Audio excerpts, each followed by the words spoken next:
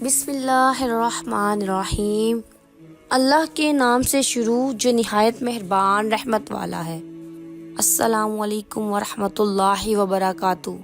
ابو حازم رضی اللہ تعالیٰ عنہ سے روایت ہے، انہوں نے کہا، میں ابو ہریرہ رضی اللہ تعالیٰ عنہ کے پیچھے کھڑا تھا اور وہ نماز کے لیے وضو کر رہے تھے۔ وہ اپنا ہاتھ آگے بڑھاتے یہاں تک کہ کندھوں تک پہنچ جاتا۔ میں نے ان سے پوچھا، اے ابو ہریرہ رضی اللہ تعالیٰ عنہ، یہ کس طرح کا وضو ہے؟ انہوں نے جواب دیا، اے فروخ کی اولاد، اے بنی فارس، تم یہاں ہو؟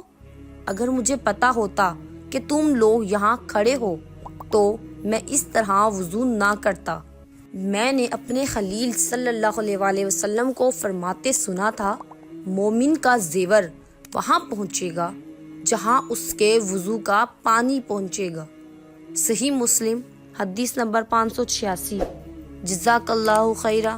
Subscribe for more videos.